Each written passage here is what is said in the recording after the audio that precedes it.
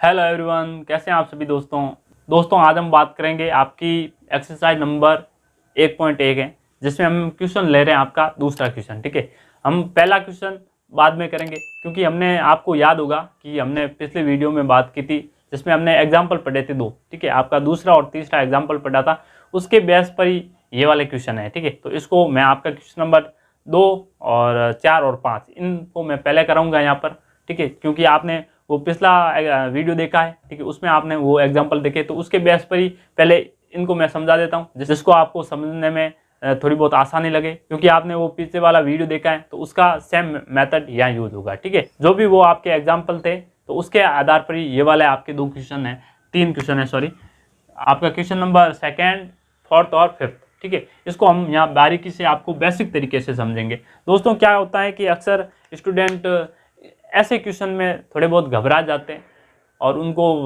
पता नहीं होता कि ये क्वेश्चन हमें समझ नहीं आता है, क्योंकि उसको थोड़ा सा बेसिक क्या होता है वो नॉलेज नहीं होता है और उसको कंसेप्ट सही उनको याद नहीं होता है और उनको ये पता नहीं है कि इसको अब दर्शाना किस रूप में। ठीक है, तो इसके बारे में जो इसकी लैंग्वेज है, ठीक है, जो इस क्वेश्चन की लैंग्वेज है उसके बारे में उनको नॉलेज नहीं होता है। तो मैंने आपको एग्जाम्पल कराए थे तो उसमें मैंने आपको इसकी लैंग्वेज और इसके कुछ बेसिक समझाया। अगर वो वीडियो आपने नहीं देखे हैं तो वो पहले आप डिस्क्रिप्शन में लिंक दे रखा है मैंने, तो वहाँ जाकर आप जरूर देखिएगा। और मैंने आपको 10th क्लास की या आपकी वास्तविक संख्या चल रही इसकी मैंने अलग से प्ले लिस्ट बनाई गई है, वहाँ जाकर आप जरूर विजिट करिएगा, उसका लिंक मैं आपको डिस्क्रिप्शन में दे चुका हूँ।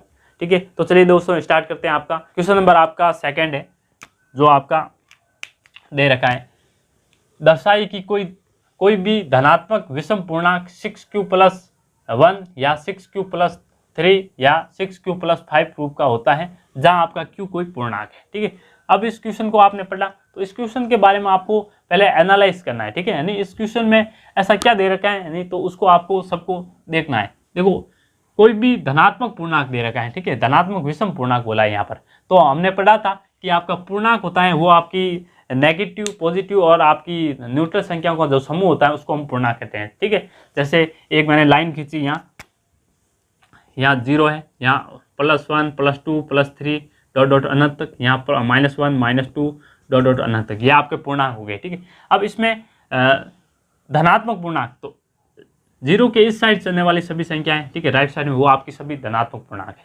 ठीक है, यहाँ धनात्मक पूर्णांक पता चल गया, पूर्णांक पता चल गया। अब हमें पता करना है कि विषम पूर्णांक क्या होता है। तो देखो, इसमें मैंने बताया था आपको विषम संख्याएं क्या होती हैं और सम संख्याएं क्या होती हैं। तो 2 का भाग पूरा पूरा चला जाए वो आपकी सम संख्याएं होती हैं और 2 का भाग पूरा पूरा ना जाए वो आपकी विषम संख्याएं होती है। ठीक है, तो अब देखो ऐसा ही पूर्णांक में लगेगा, ठीक, जिसमें 2 का पूरा पूरा भाग चला जाए वो आपकी सम पूर्णांक होगा और जिसमें 2 का पूरा पूरा भाग नहीं जाए वो आपका विषम पूर्णांक होता है। ठीक है, तो आपका यहाँ 1 3 5 7 ये आपके विषम पूर्णांक है। ठीक है, विषम पूर्णांक, ठीक है, यानी आपके धनात्मक विषम पूर्णांक है। ठीक है, पता चल गया। अब 2 4 6 8 ये आपके अनंत तक चलने वाली संख्या है जो आपकी सम पूर्णांक होगी। ठीक है, धनात्मक सम पूर्णांक। तो चलिए दोस्तों, हमने बेसिक समझ लिया इसका। अब इस क्वेश्चन को अब देखना है कि आपका विषम पूर्णांक है वो 6q+1 या 6q+3 या 6q+5 के रूप का होता है या नहीं होता है, आपको दर्शाना है यहाँ पर। ठीक, तो पहले मैं आपको ये क्वेश्चन सारे यूक्लिड विभाजन प्रमेय के आधार पर करने होते हैं, तो मैं यहाँ आपको लिख देता हूँ यहाँ प्रमेय। ठीक है, आपकी प्रमेय होती है एक,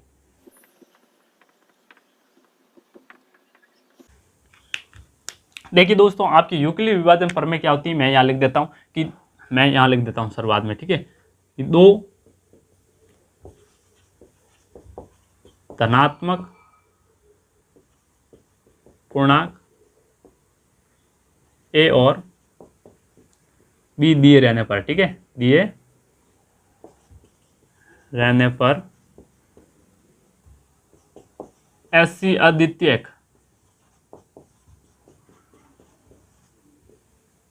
पूर्ण संख्याएं, ठीक है, पूर्ण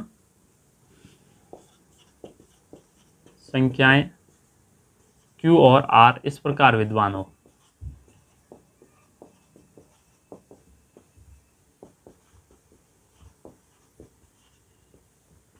कि,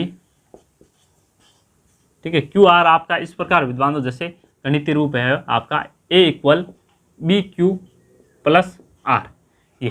ठीक है, तो इसको आपको, अब ये आपका इंपॉर्टेंट है मेन थ्योरम का। ठीक है, तो आपको ये याद रखना है कि आपकी यूक्लिड विभाजन प्रमेय होती है वो होती है आपकी A equal B Q plus R, यानी ए बराबर आपका बी क्यू प्लस आर होता है, ठीक है। जहाँ आपकी आर की वैल्यू होती है वो हमेशा 0 से तो हमेशा या बड़ी होगी या 0 के बराबर होगी, लेकिन हमेशा आपकी बी से आर की वैल्यू कम होगी, ठीक है। तो ये आपको ध्यान में रखनी है, बात बहुत ही इंपॉर्टेंट है, ठीक है।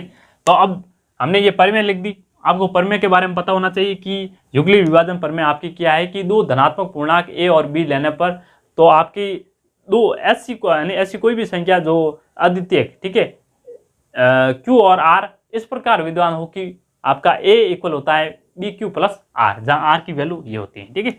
अब हम इसमें इस अब क्वेश्चन के अकॉर्डिंग अब यहाँ इसके मान रखेंगे, ठीक है। अब देखो क्वेश्चन में जैसे यहाँ दे रखा 6q + 1, 6q + 3 और 6q + 5, ठीक। तो यहाँ 6 आपके क्या दे रहे हैं कि यहाँ कांस्टेंट वैल्यू दे रखी है, ठीक है, यानी समान है, यहाँ भी 6, यहाँ भी 6, यहाँ भी 6। तो इसका मतलब आपका q के गुणा में यहाँ दे रखा है, तो यहाँ हम मान लेंगे आपका कि माना हमने b बराबर 6, तो r की वैल्यू हो जाएगी आपकी कितनी, तो हमने कहा b से कितनी होती है छोटी, तो यहाँ r की संभावित वैल्यू होती है, ठीक है, पॉसिबल वैल्यू होती है वो 0, 1, 2, 3, 4 और 5, ये आपकी आर की वैल्यू हो जाएगी। अब इस आर की वैल्यू के अकॉर्डिंग इनकी अलग अलग कंडीशन निकाल कर इनका हम मान निकालेंगे यहाँ पर, ठीक है। तो मैं पहले लिख लेता हूँ यहाँ आपका, जैसे फर्स्ट स्टेप में बात करें तो देखो आर की वैल्यू हम यहाँ स्टार्ट करते हैं 0 से, ठीक है।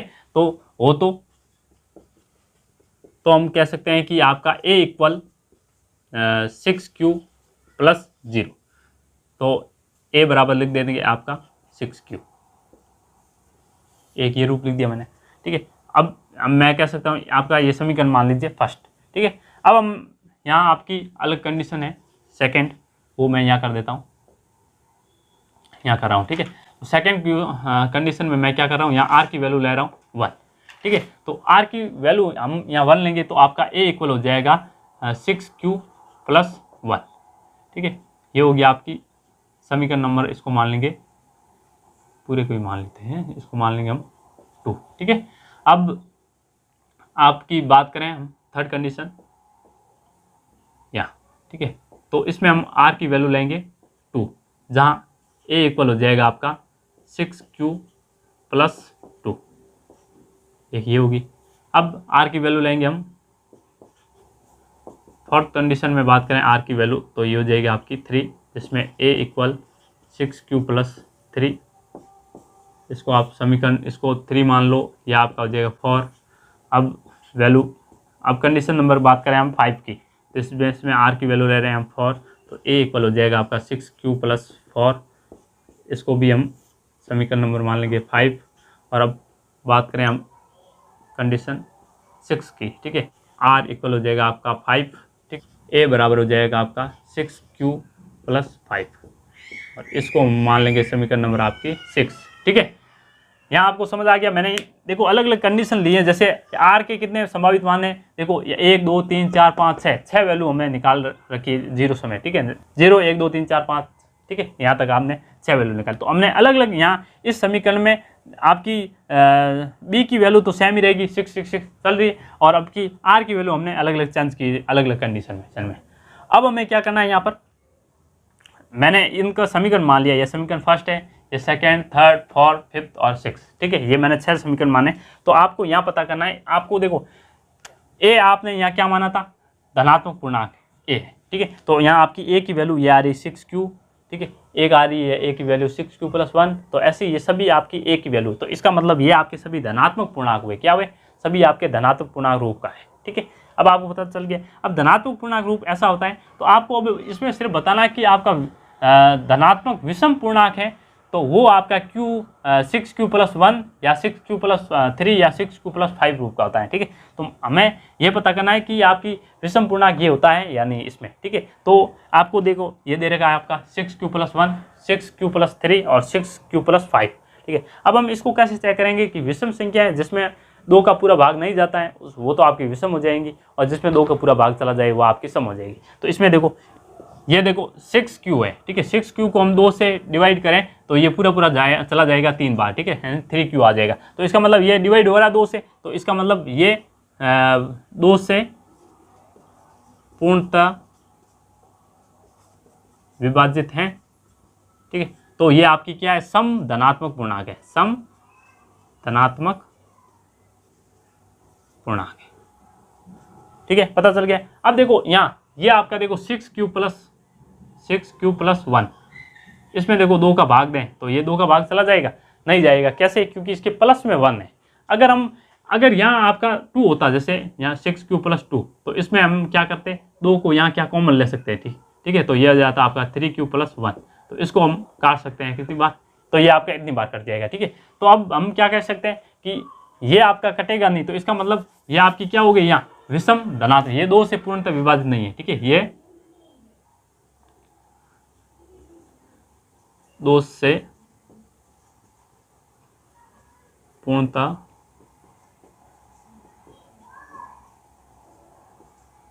नहीं है, तो यह विषम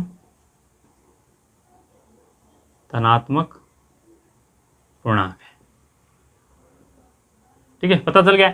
जो 2 से पूर्णतः विभाजित नहीं है वो विषम धनात्मक पूर्णांक है, और जो 2 से पूर्णतः विभाजित है वो आपकी सम धनात्मक पूर्णांक है। तो आप देखो इसमें भी आपकी ये भी आपकी 2 से पूर्णतः विभाजित है, तो ये आपकी सम धनात्मक पूर्णांक होगी। ठीक है, और इसको आप ऐसे लिख सकते हो। और ये आपकी 2 से पूर्णतः विभाजित नहीं है क्योंकि इसमें +3 आ रहा है, तो ये आपकी 2 से, तो ये आपकी हो जाएगी विषम पूर्णांक। ठीक है, विषम पूर्णांक है, वो भी धनात्मक, और ये आपकी 2 से पूर्णतः विभाजित है, इसलिए आपकी सम पूर्णांक हो जाएगा।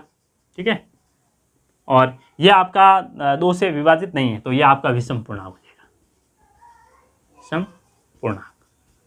पता चल गया आपको? कोई डाउट हो तो हमें कमेंट सेक्शन में आप पूछ सकते हो निसंकोच। ठीक है, तो देखो क्योंकि देखो यहाँ 2 से तो ये पूरी संख्या कटेगी नहीं, क्योंकि यहाँ प्लस में 5 आ रहा है। इसका मतलब देखो यहाँ आपकी विषम संख्या आ जाए, यहाँ जैसे 1 आ गई, यहाँ 3 आ गए, यहाँ 5 आ गए, तो इसका मतलब ये आपकी सीधी आप कह सकते हो ये आपके क्या है, विषम धनात्मक पूर्णांक है। ठीक है, तो आप यहाँ आपको फाइनल में आंसर यहाँ लिख सकते हो आप, जैसे मैं यहाँ लिख दूँ आपका, यही लिख देता हूँ। ठीक है, यहाँ आप लिख सकते हो कि समीकरण आपकी है सेकेंड और एक फोर्थ व 6, 2 से पूर्णतः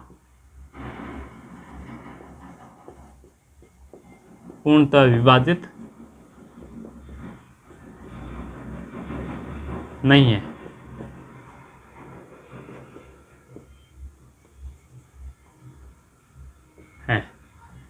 तो आप कह सकते हो कि विषम धनात्मक पूर्णांक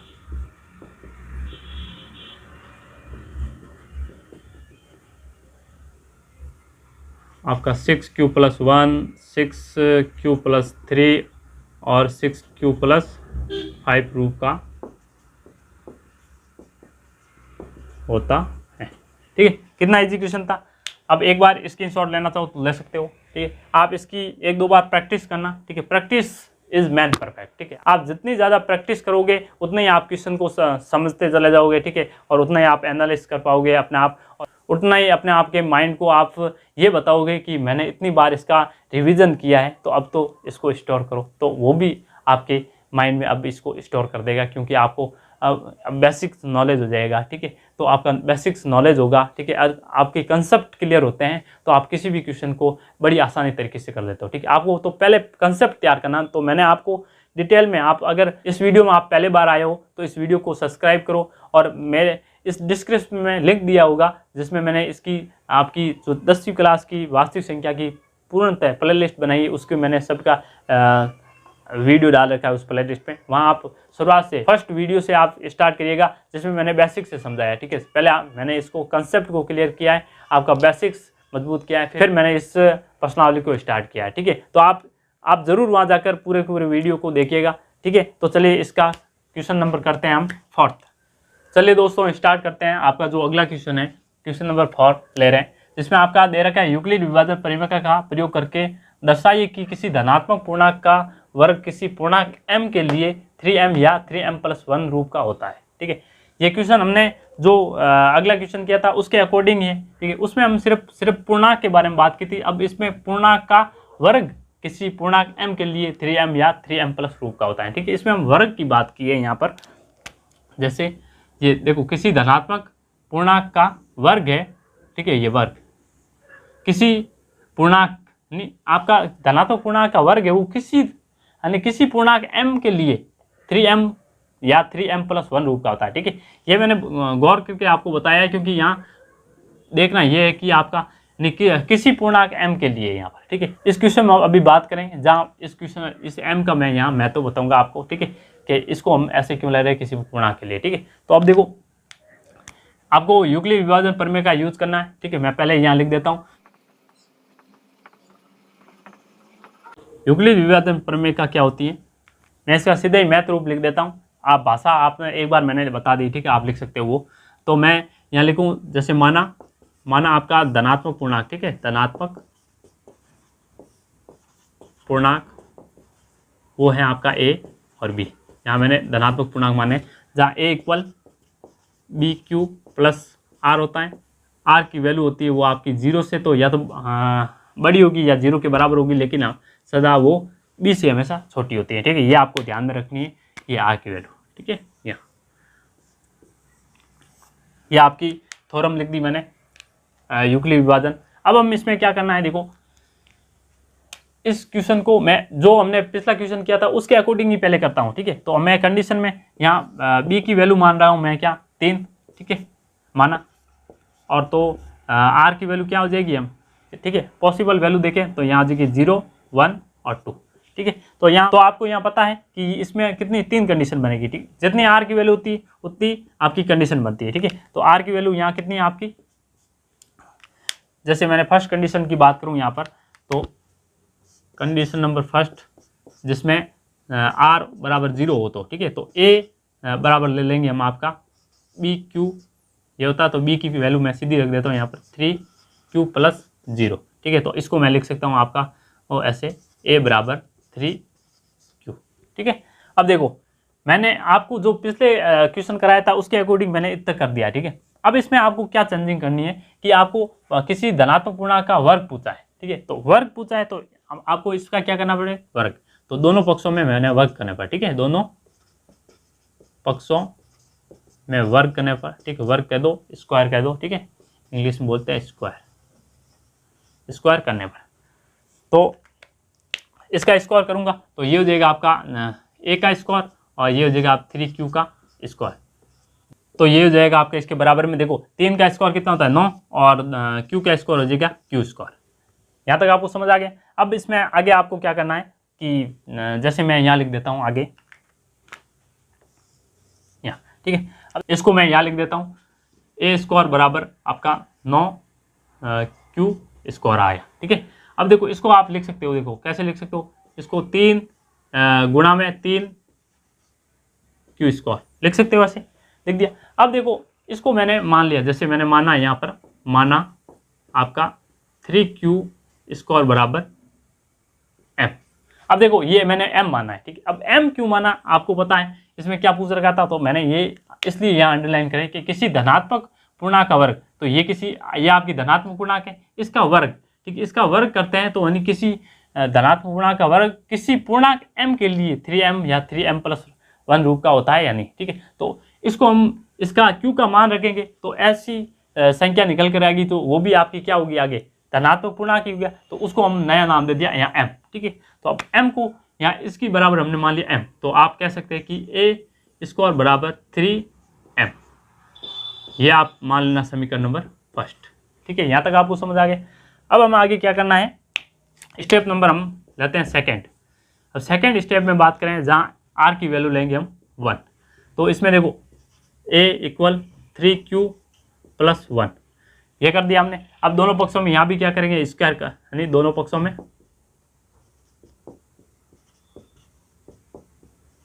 मैं स्क्वायर करने पर, ठीक है, दोनों पक्षों में स्क्वायर करो तो ये हो जाएगा आपका A का स्क्वायर बराबर 3Q प्लस 1 का स्क्वायर। समझ आ गया यहाँ तक। मैंने क्या किया, इसका स्क्वायर, ठीक है, इस पूरी संख्या का स्क्वायर करना, तो इसका होल स्क्वायर हो गया।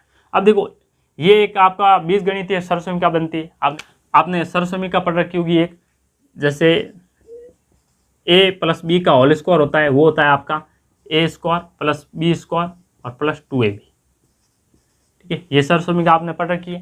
तो इसके अकॉर्डिंग हम इसको यहाँ खोलेंगे। ठीक है, तो इसको हम खोलते हैं यहाँ पर, कि ए स्क्वायर बराबर आपका आ जाएगा यहाँ 3q इसका स्क्वायर हो जाएगा, फिर प्लस 1 का भी स्क्वायर हो जाएगा, फिर प्लस 2 इंटू 3q इंटू 1। यहाँ तक आपको समझ आ गया। अब आगे सॉल्व करो। अब इसकी सिर्फ कैलकुलेशन करनी है, तो यहाँ कैलकुलेशन कर दो कि यहाँ इसका हो जाएगा 9q स्क्वायर प्लस, क्योंकि देखो 3 का स्क्वायर हो जाएगा 9 और q का स्क्वायर q हो जाएगा, ठीक है, q स्क्वायर हो जाएगा, फिर 1 का स्क्वायर 1 ही होता है, फिर प्लस और 2 इंटू 3 कितने हो जाएगा 6 और 6q हो जाएगा, और 6q को 1 से गुणा करेंगे तो सेम ही आने वाला 6q, ठीक है। यहाँ तक आपको समझ आ गया। अब इसमें मैं क्या करता हूँ, थोड़ा अरेंज करके लिख देता हूँ, जैसे 9q स्क्वायर प्लस 6q और प्लस का 1 मैंने लास्ट में लिख दिया, ठीक है। इसके अरेंज मैंने कर दिए यहाँ पर। तो देखो अब इसमें आपको क्या करना है कि इसमें 3 को कॉमन ले लेता हूँ, इसमें इनमें से और इनमें से 3 कॉमन आ रहा है, तो यहाँ बचेगा आपका 3q स्क्वायर प्लस 2q और बार है आपका प्लस का 1, ठीक है। यहाँ तक आप समझ आ गए। अब आपको क्या करना है, देखो हमें पता है कि हमें ये रूप हम लिया है, तो इसमें 3m+1 रूप का लाना है, इसलिए मैंने यहाँ 3 कॉमन ले लिया और प्लस का 1 बार है, ठीक है। तो हमें पता है कि ये इस रूप का बन रहा है, देखिए बनता हुआ दिखाई दे रहा है, तो इसका मतलब हमें यहाँ आपको दिमाग लगा के 3 बार ले आना है। फिर अब देखो 3 को बार लाने के बाद मैंने ये आपकी कोष्टक वाली संख्या है, इसके बराबर मैं क्या मान लूँगा m, तो मैं यहाँ लिख देता हूँ आपका माना आपकी 3q स्क्वायर प्लस 2q इसके बराबर m, ठीक है, ये आपने मान लिया। तो इसको मैं यहाँ कर देता हूँ आगे,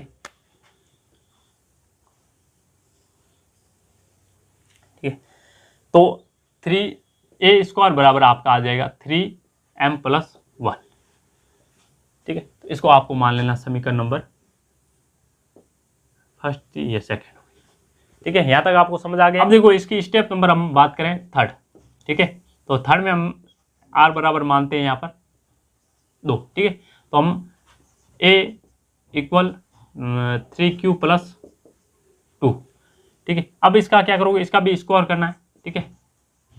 स्क्वायर करने पर दोनों पक्षों में, तो स्क्वायर करते हैं तो ये हो जाएगा आपका a का स्क्वायर बराबर 3q प्लस 2 का होल स्क्वायर, ठीक है। ये सेम रूप बन रहा है ऐसा, तो इसका मतलब इसमें भी ये वाला फॉर्मूला यूज़ करेंगे, तो आप ये वाला फॉर्मूला इस रूप में इस रूप से खोल दीजिए, ठीक है। तो मैं ये खोल देता हूँ, आपका a स्क्वायर बराबर हो जाएगा आपका 3q का स्क्वायर प्लस 2 का square plus 2 into 3q into 2, ठीक है। यहाँ तक आपको समझ आ गया। अब आगे क्या करना है आपको, इसकी कैलकुलेशन करो और इसको सॉल्व कर दो, ठीक है। तो इसमें देखो ये हो जाएगा 9q square plus 4 plus 3 into 2 6 और 6 दूनी 12q। यहाँ तक आपको समझ आ गया। अब इसको अरेंज करके मैं वापस लिखूँ तो ये हो जाएगा 9q square plus 12q plus 4, ठीक है। यानी 4 को मैंने लास्ट में लिख दिया। अब इसमें आपको देखना है कि हमें पता है कि आपका जो किसी भी धनात्मक पूर्णांक का वर्ग होता है वो सिर्फ 3m और या 3m+1 रूप का ही होता है, ठीक है। तो 3m+1 रूप का, अब 3m रूप का तो ये बन नहीं सकता, लेकिन ये 3m+1 रूप का बना सकते हैं यहाँ पर, तो ये भी हमें यहाँ नहीं दिखा दे रहा। तो इनमें से तो हम 3 कॉमन ले सकते हैं, इसमें से 3 कॉमन ले सकते हैं, लेकिन इसमें से 3 कॉमन नहीं आएगा। तो इसका मतलब यहाँ इसमें ऐसा कुछ करें कि तीनों में से कॉमन आ जाए, ठीक है। तो ऐसा हम जुगाड़ करेंगे। यहाँ पर क्या करने वाले हैं, तो देखो जैसे मैं इसको लिखूँ 9q square plus 12q plus 3 plus 1, इसको 4 को मैंने लिख दिया 3 प्लस 1 लिख सकते हैं। तो अब देखो 4 को इस रूप में मैंने लिख दिया, यानी 3 प्लस 1 हो गया आपका। तो अब देखो यहाँ से 3 कॉमन आ जाएगा, यहाँ से 3 कॉमन आ जाएगा, यहाँ से भी 3 कॉमन आ जाएगा। तो आप लिख सकते हो यहाँ पर कि 3q square plus 4q plus 1 और बार प्लस 1 है, ठीक है। इसकी जगह 1 हो गया, इसकी जगह 4 हो गया और इसकी जगह 3q स्क्वायर हो गया। यहाँ तक आपको समझ आ गया। अब इस पूरे ब्रैकेट की हम मान सकते हैं, देखो 3q square plus 4q plus 1 बराबर हमने माना m, ठीक है। यहाँ लिख देना माना हमने, ये इस पूरे ब्रैकेट के जगह हमने m मान लिया। तो आप यहाँ लिख सकते हो कि आगे मैं लिख सकता हूँ यहाँ 3m+1, ठीक है। ये आपका a स्क्वायर बराबर, तो ये आपका एक रूप और आ गया, तो समीकरण नंबर 3 है। तो हमने आपके ये तीनों कंडीशन निकाल दिए। बहुत ही इजी स्टेप थी, ठीक है। इसमें थोड़ा सा कैलकुलेशन में आपको ध्यान रखना है, जो आपका फॉर्मूला यूज होता है वहाँ पर आपको फॉर्मूला यूज करना है। और ये बहुत ही आसान क्वेश्चन था, ठीक है। अगर आप इसको मन से समझने बैठो तो इसमें कोई ऐसा हार्ड वाली चीज़ है नहीं, ठीक है। तो ये आपको समझ आ जाएगा इजी तरीके से। तो अब देखो इसमें आपको दर्शाना ही है, ठीक है। इतना करके नहीं छोड़ना है, तो आपको इसमें और बताना है कि यहाँ लिख देना आपको। तो मैं यहाँ लिख देता हूँ आगे, ठीक है। जैसे लास्ट में आपको लिख देना कि आपका समीकरण नंबर फर्स्ट, सेकेंड व थर्ड से, यानी किसी भी धनात्मक पूर्णांक का वर्ग है, ठीक है।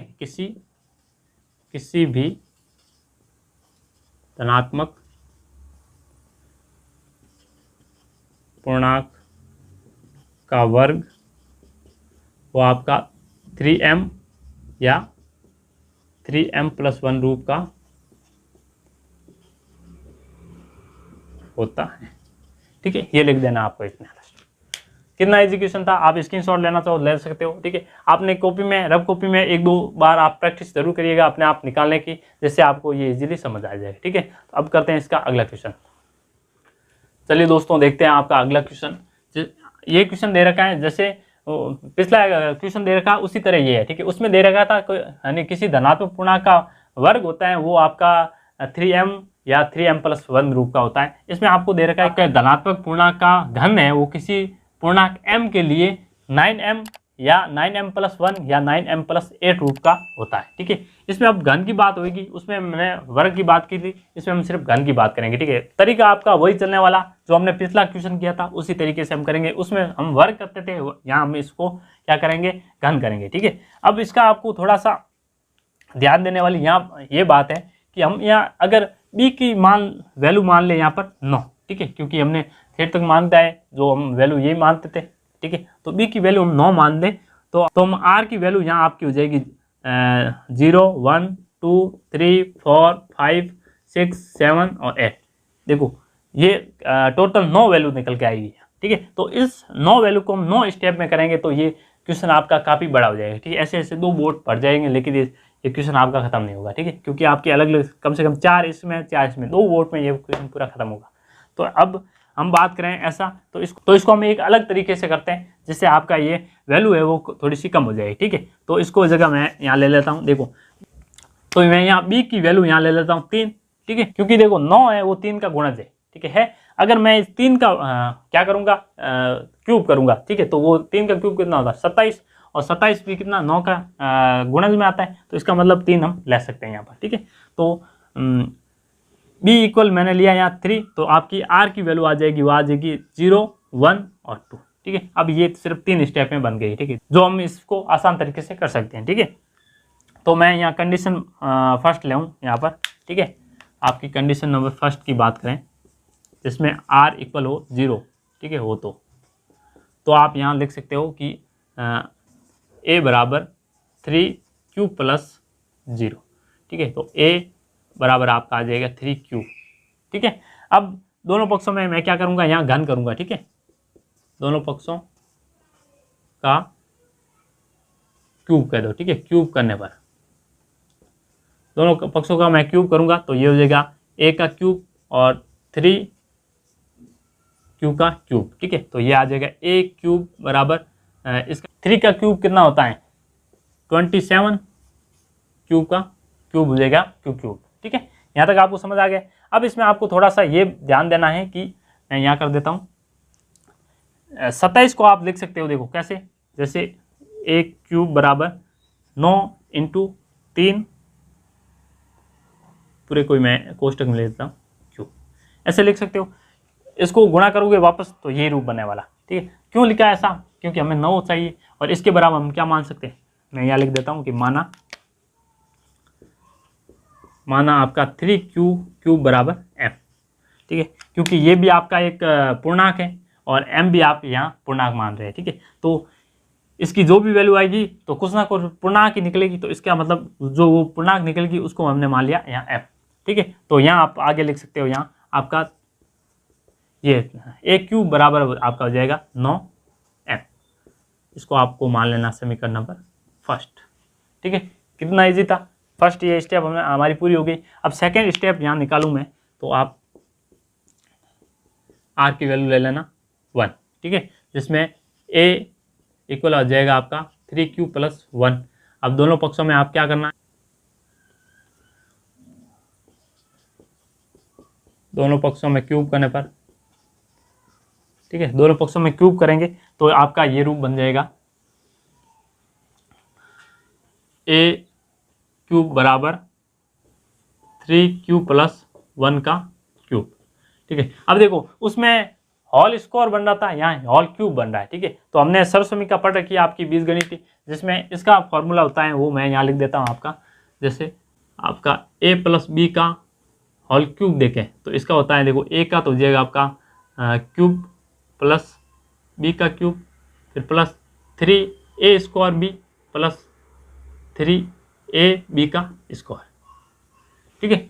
ये आपका फॉर्मूला इस रूप में खुलता है, ठीक है। तो आप इसको भी हम इस रूप में खोलेंगे, तो मैं यहाँ लिख देता हूँ आपका इक्वल में 3 क्यूब का क्यूब प्लस 1 का क्यूब प्लस यह आ जाएगा 3 इंटू 3 क्यूब इंटू 1 और फिर प्लस आ जाएगा आपका 3 इंटू 3 क्यूब, इसका स्क्वायर है, ठीक है, और एक का स्क्वायर, ठीक है। यहाँ तक आपको समझ आ गया। मैंने इसको इस रूप में सिर्फ लिखा है, ठीक है। अब इसकी हम कैलकुलेशन करेंगे यहाँ। तो देखो 3 का क्यूब कितना होता है 27, और 27 और क्यूब का क्यूब हो जाएगा क्यूब, ठीक है, 27 क्यूब प्लस और एक का क्यूब कितना होता है 1, फिर प्लस। अब देखो यहाँ 3 का स्क्वायर हो जाएगा 9, ठीक है, और 9 को 3 से गुणा करेंगे तो ये हो जाएगा आपका 27 क्यूब, और 1 को गुणा करने पर वही संख्या आने वाली, ठीक है, कोई चेंजिंग नहीं होगी यहाँ पर, फिर प्लस। अब देखो 3 को 3 से गुणा करेंगे तो कितना आ जाएगा 9 क्यूब, और 1 का स्क्वायर कितना होता है 1, और 1 को 9 से गुणा करेंगे तो कितना आ जाएगा 9 ही, वही सेम रहने वाला, ठीक है। तो 9 क्यूब आ गया।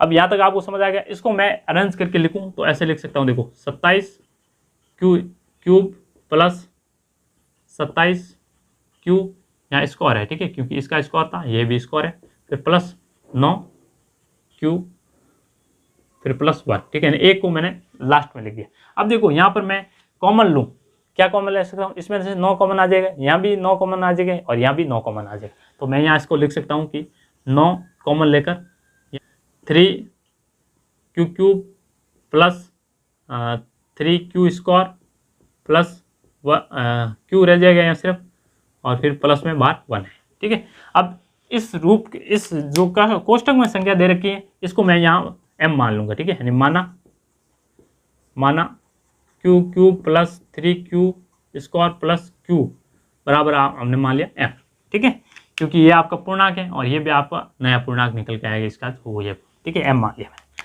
तो यहाँ आप लिख सकते हो कि a क्यूब बराबर आपका आ जाएगा 9 m प्लस 1, इसको आप समीकरण मान लो सेकंड, ठीक है। ये भी कितना इजी प्रोसेस है, ठीक है, क्योंकि इसमें थोड़ा सा आपको ध्यान ये देना है इसमें कि आप जब इसका क्यूब निकालो तो ये वाला फॉर्मूला यूज़ करना है, ठीक है, और इस फॉर्मूले के अकॉर्डिंग इसको मान रखकर आपकी कैलकुलेशन अच्छी होनी चाहिए, ठीक है। आप कैलकुलेशन जितनी बार ज़्यादा कैलकुलेशन करोगे उतना ही आपको फायदा होगा, इतना ही आप क्वेश्चन इजी तरीके से कर पाओगे, ठीक है। तो अब हम बात करते हैं यहाँ आपकी स्टेप नंबर, अब हम बात करें यहाँ आपकी स्टेप नंबर 3 के बारे में, ठीक है। सेकेंड स्टेप निकाल दिया, हम थर्ड निकालें तो इसमें मैं आर की वैल्यू रखूँगा 2, ठीक है। तो ए बराबर आपका हो जाएगा 3 क्यूब प्लस 2। अब दोनों पक्षों में मैं क्यूब कर रहा हूँ, ठीक है, क्यूब करने पर दोनों पक्षों में क्यूब करूँगा तो ये हो जाएगा ए क्यूब 3 क्यूब प्लस 2 का क्यूब, ठीक है, ये क्यूब है, ठीक है। अब इसको भी मैं इस वाले फॉर्मूले के अकॉर्डिंग खोलूंगा, ठीक है, ये वाला मैंने फॉर्मूला लिखा, इसके फॉर्मूले के अकॉर्डिंग इसको भी मैं यहाँ खोल देता हूँ, ठीक है। तो मैं यहाँ लिखूँ कि आपका बराबर में 3 क्यू का क्यूब प्लस 2 का क्यूब, फिर प्लस 3 और 3 क्यू स्क्वायर इंटू 2, ठीक है, और आगे मैं यही लिख देता हूँ प्लस में, ठीक है, सेम आगे लिख देता हूँ जो ये हो जाएगा 3Q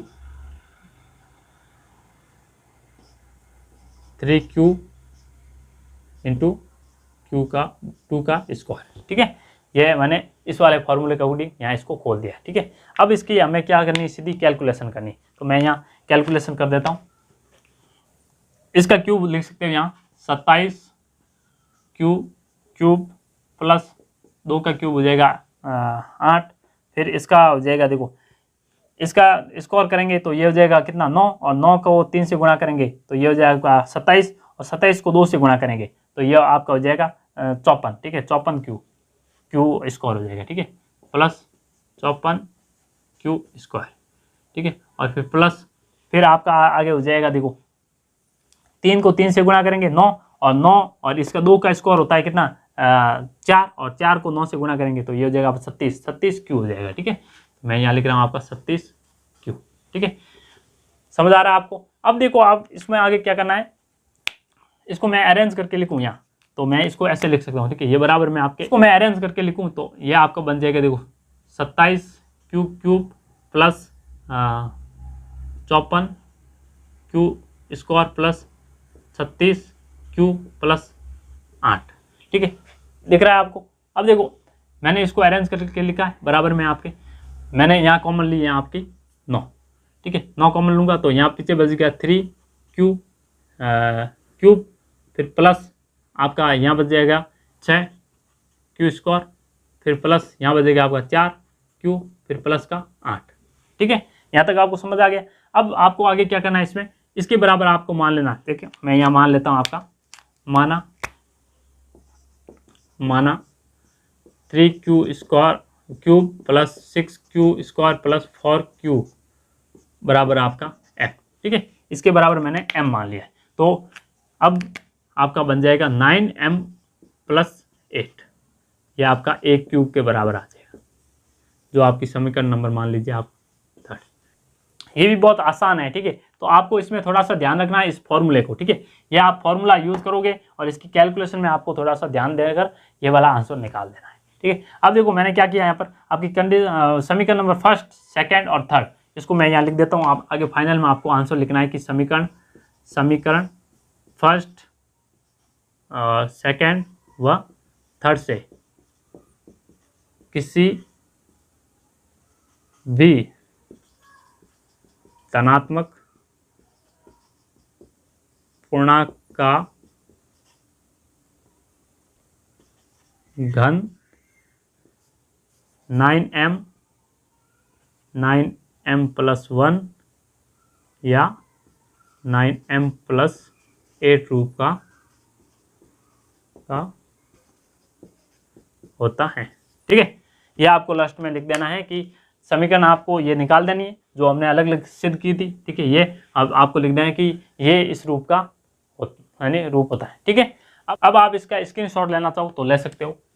दोस्तों ये बहुत ही इंपॉर्टेंट क्वेश्चन थे, ठीक है। ऐसा एग्जाम में आपके क्वेश्चन पूछा जाता है, आपको ये समझ कर, ठीक है, आपको सिर्फ इस क्वेश्चन के बारे में रटना नहीं है। अगर आप इस क्वेश्चन को रटोगे तो आपका कुछ भी पल्ले नहीं पड़ने वाला, ठीक है। इस क्वेश्चन का जितना बारीकी से आप समझोगे उतना ही आपको ज़्यादा समझ आ जाएगा और आप एग्जाम में कभी भी भूलोगे नहीं, ठीक है। तो मैं उम्मीद करता हूँ ये वीडियो आपको पसंद आया होगा दोस्तों।